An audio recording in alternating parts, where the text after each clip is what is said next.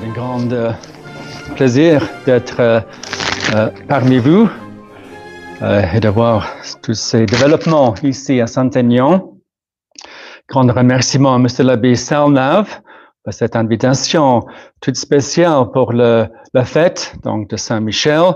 Bénédiction de cette très magnifique statue demain, messe pontificale au trône. Et en faisant partie de votre pèlerinage à Mont-Saint-Michel, donc tous ces belles et grands événements qui en iront ensemble. Vraiment, c'est un grand encouragement, une grande joie de se retrouver. Monsieur l'abbé Salnave, Monsieur l'abbé Pivert, la communauté, donc à côté de Châteauroux, Monsieur l'abbé de Meraude aussi venu de loin, donc de Lourdes. Nous étions à Écône autrefois, et puis en Asie aussi, dans le temps. Donc, se retrouver dans un petit village ici, dans la Mayenne, je pense que vous êtes, n'est-ce pas, un grand plaisir, tout à fait inattendu, mais vous voyez, la Providence fait les choses de façon mystérieuse, tout simplement. Donc, et aussi, cher Vidal, je vous remercie d'être venus nombreux, puisque fin de la semaine, 20 heures, vendredi soir, c'est pas forcément le meilleur moment de vous accaparer, etc. Et vous dire, bon, après une semaine sans doute longue, et puis, mais donc, félicitations d'être venu pour cette occasion, pour ce pèlerinage, de montrer votre soutien sur vos prières, hein, dans le bon combat pour la foi, n'est-ce pas? Pas plus, pas moins. Alors, Monsieur l'abbé Salnave, qui est beaucoup fait ici, on a vu ça à la maison, tout a commencé ensemble, ça fait 4 ou 5 ans, c'était une maison, comment dirais-je, avec plein de potentiel, disent les real estate, les gens qui vendent les maisons, n'est-ce pas? Mais bon, de fait, beaucoup réalisé avec le soutien, la participation des fidèles, une grande appréciation et félicitations pour cela. Alors, comme disait M. l'abbé Salnave, on peut commencer, c'est quelques mots quand je fais quelques conférences, je dis aux fidèles, c'est pas les conférences, même pas les instructions, c'est plutôt les causeries, puisque c'est un peu ça, comme ça se passe. Alors, parfois, les fidèles en Belgique ou ailleurs disent, mais M. l'abbé, vous dites que ça va durer 40 minutes et 2 heures plus tard, vous êtes toujours en train de parler. Vous avez des souches irlandaises. Et c'est vrai, en plus. L'arrière-grand-mère était irlandaise. Et on dit que les Irlandais ont the gift of the gab. Ils ont le don de parler. Donc, désolé si j'abuse votre patience, mais très bien. Alors, pour commencer, quelques objections à ces sacs récents, puisque si, M. l'abbé Salnave, si je suis là aujourd'hui devant vous, habillé en évêque, comment ça se fait? Voilà. Première objection, et ce sont des objections, je trouve, tout à fait raisonnables. Comment ça se fait? Bon, objection, ce n'est pas normal de faire les sacres des évêques en secret. Et c'est tout à fait raisonnable comme objection. Et la réponse toute brève, c'est qu'en temps normal, ce n'est pas raisonnable, même justifiable, même permis de faire les sacres en secret. Mais la question se pose, est-ce qu'on est dans en temps normal maintenant? On pense que nous tous, n'est-ce pas, nous allons dire, non. Avec le mondialisme, la force de la maçonnerie, la persécution ouverte contre le bon Dieu, l'Église, la famille chrétienne, le mariage, la loi naturelle, etc. Et la situation géopolitique a bien détérioré depuis le sac de Monseigneur Lefebvre en 1988 à Écône, de telle façon avec le Covid, les confinements, les poursuites par les autorités. On disait avant le Covid, bon, pas besoin de faire davantage d'évêques, nous avions déjà 4, mais avec le Covid, nos évêques sont passés, n'est-ce pas, près de la mort pour Monseigneur Faure. Monseigneur Bénim sont bien âgés maintenant et fatigués aussi par l'âge et le Covid. Et de jour au lendemain, ce n'est pas impossible. On va se retrouver de nouveau sous un nouvel confinement sûrement pour les raisons écologiques. Vous savez que d'ici la fin de l'année, l'ONU, avec une de ces grandes conférences, sessions, va parler comment il faut appliquer de façon très stricte les choses pour changer la vie de chacun de nous. C'est déjà annoncé, vous trouverez ça sur les sites BBC et autres. Non pas qu'il faut croire ce que dit le BBC, mais quand ils rapportent les choses côté ONU, n'est-ce pas, un peu, bon, ce sont les faits. 4 choses dans le domaine, donc, nourriture, déplacement, énergie et travail. Et ils disent là, maintenant, les choses sont devenues si graves, on ne peut pas laisser les choses continuer comme auparavant.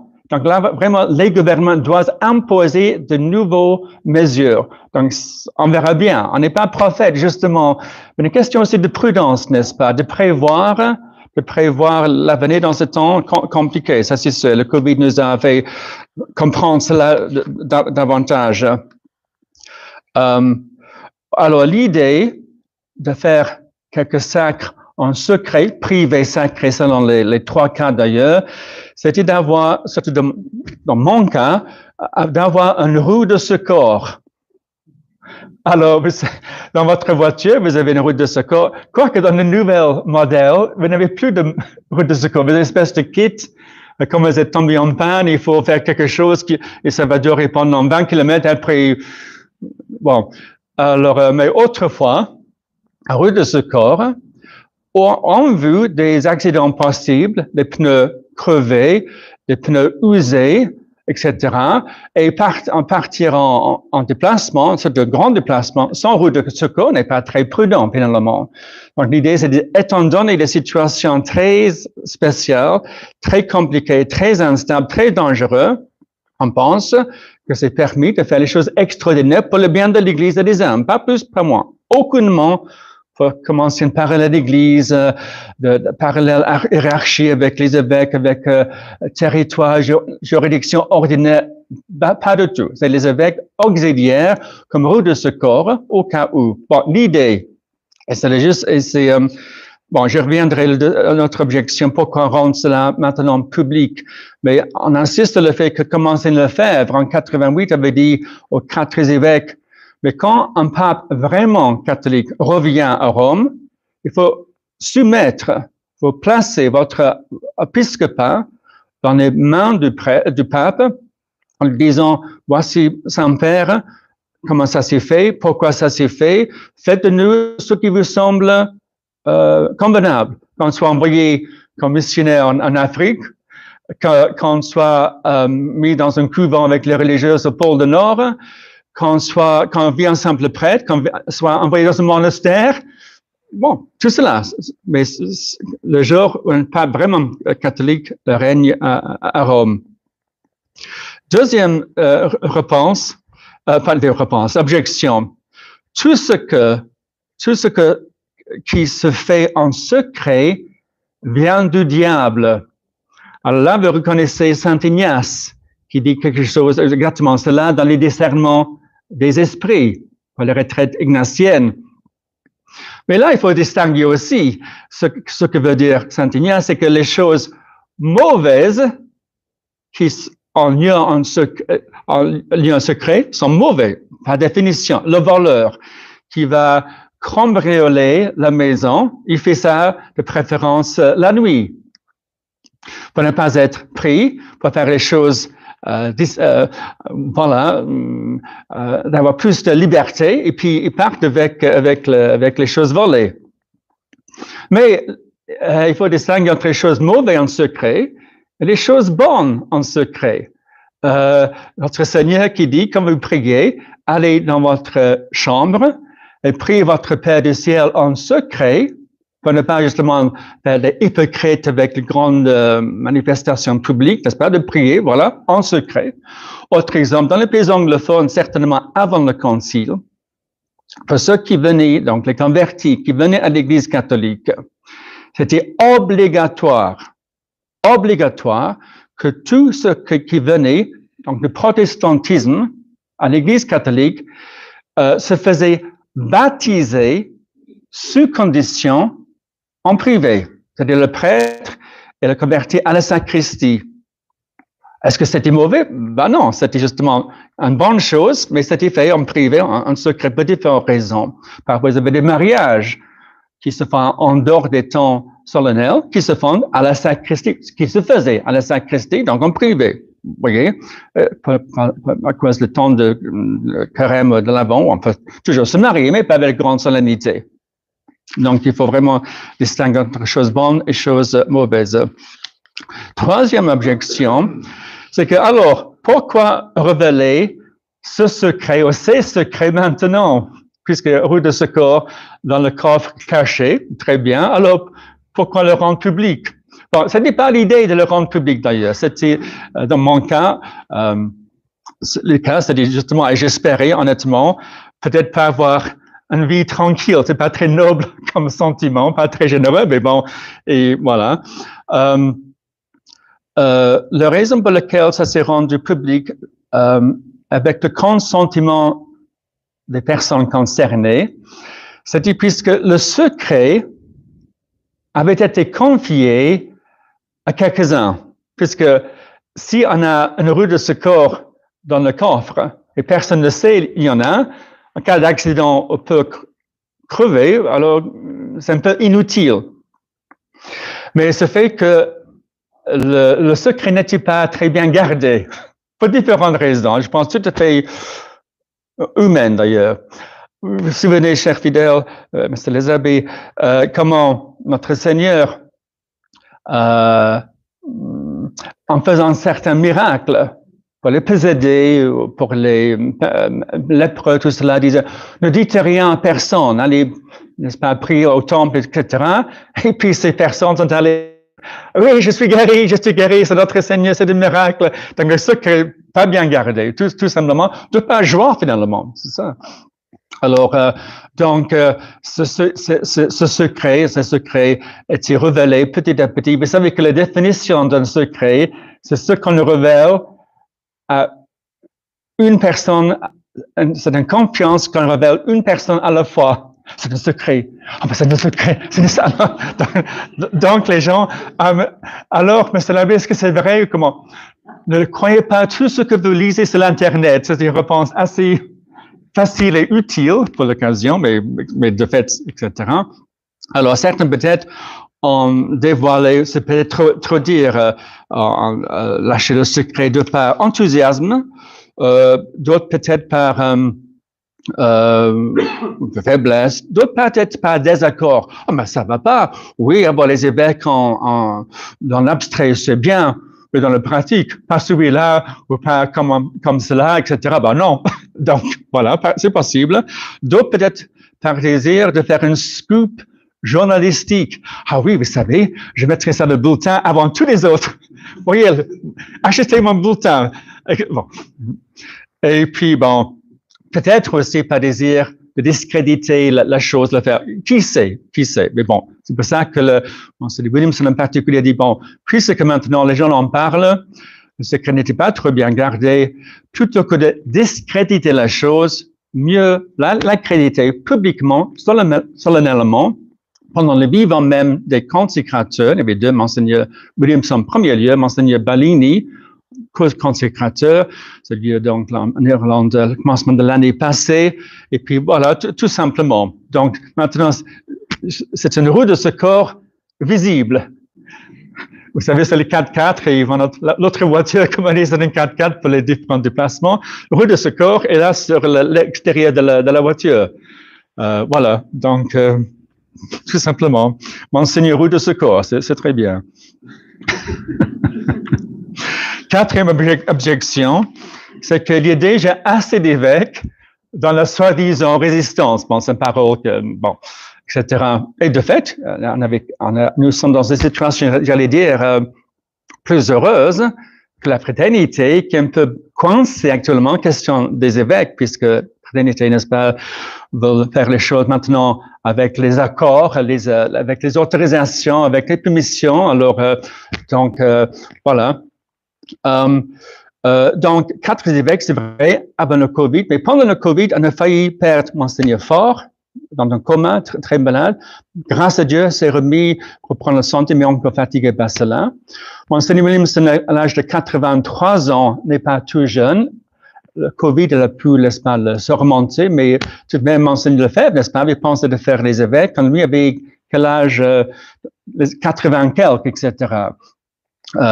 79, 80, vous allez voir ça dans les biographies de Monseigneur Lefebvre. On rentre dans la maison, pour quel âge avait-il? Bon, 87, il a annoncé cela. Et donc, c'est prudent de prévoir que 2, 3 de nos évêques, très courageux, s'usent avec le temps, et donc de prévoir, donc les remplacer 2 ou 3 comme cela, c'est pas déraisonnable. Monseigneur Thomas de Caen aussi très courageux, n'a pas une santé toujours très très forte. Bien sûr dans son monastère là, au Brésil. Donc de prévoir, n'est-ce pas, éventuellement de remplacer 2 ou 3 évêques avec 2 ou 3.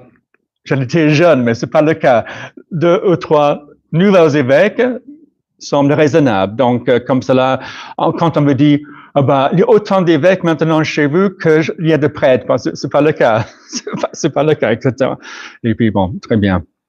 Autre objection, et c'est numéro 5 dans la liste. Alors, mais les évêques de la fraternité devraient suffire. Pas besoin de faire ces évêques.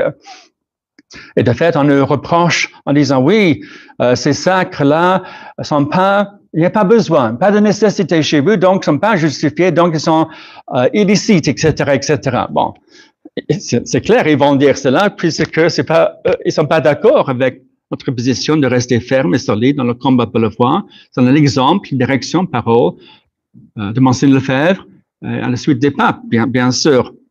Donc, on ne peut pas dire, oui, on tente la providence, on ne prévoit pas l'avenir, on attend que la fraternité vienne nous dépanner. Ce n'est pas réaliste, bien sûr, puisqu'ils ont pris, malheureusement, d'autres orientations, nouvelles orientations, pour les choses tout de même, certaines choses tout de même importantes, évidemment. C'est pour ça qu'on est là.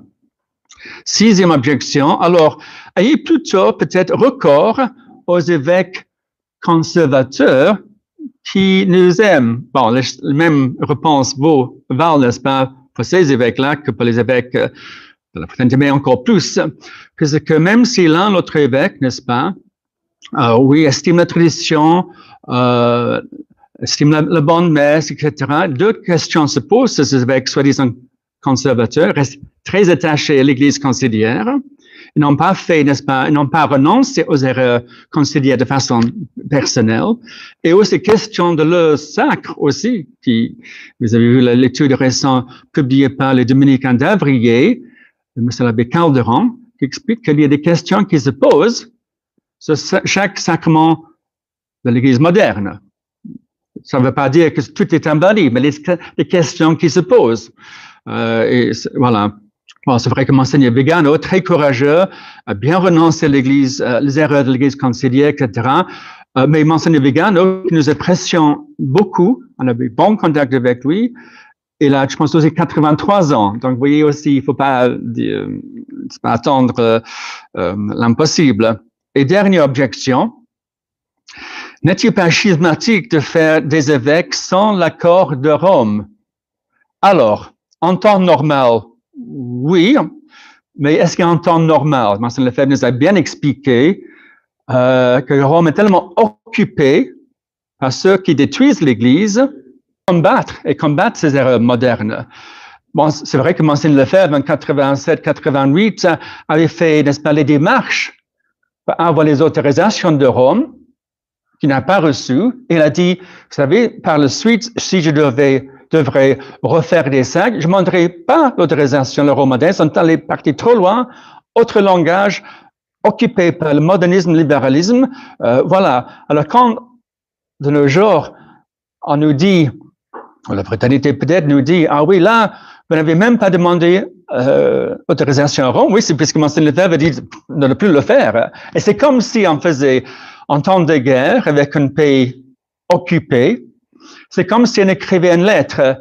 Cher Monsieur le Général occupant de l'ennemi, permettez-moi, est-ce que je peux avoir votre autorisation de former une petite armée qui va vous opposer, vous combattre, faire le... Bon, c'est la folie, n'est-ce pas? Et donc, c'est la folie de dire il faut demander ces autorisations à quelqu'un que le Rome occupé, tout simplement. Et bien, de nouveau, c'est fait pour rester bien, évidemment, pour continuer, n'est-ce pas, pour le bien des âmes, pour le donc, sacrement, l'enseignement, pas d'inventer des nouveautés, pas de créer un parallèle à l'Église. Évidemment, il n'y a pas de salut en dehors de l'Église catholique, etc. Donc, c'est la ligne tracée bien par Monseigneur Lefebvre. Ceux qui nous reprochent des sacres oublient un petit peu leur propre histoire, n'est-ce pas? Ils deviennent par le même un peu arbitraires en tout cela. Alors, si ça c'est l'introduction, qu'est-ce que ça va être la conférence? Vous allez dire, alors, vous avez 2 minutes pour vous sauver comme ça par le porte-côté. Voilà. J'ai laissé quelques petites cartes souvenirs de ce sacre. Bon, Monseigneur Barini, donc c'était prévu que son sacre devienne avec le temps public, mais là, à cause des conditions de Covid, ce n'est pas possible de faire les choses en grand public. Et même maintenant, on ne peut pas donner trop de détails, sinon les autorités vont faire comme pour le Boris Johnson à Londres. Ah, mais pendant le confinement de votre gouvernement, vous avez fait la fête de votre anniversaire, alors on ne veut pas donner trop d'ammunition aux autres pour... Donc, je ne donne pas plus de détails. Monseigneur Stubnici, en Pologne, une situation assez particulière avec pas mal de prêtres qui veulent s'associer à la tradition, qui ont besoin d'être ordonnés sous condition.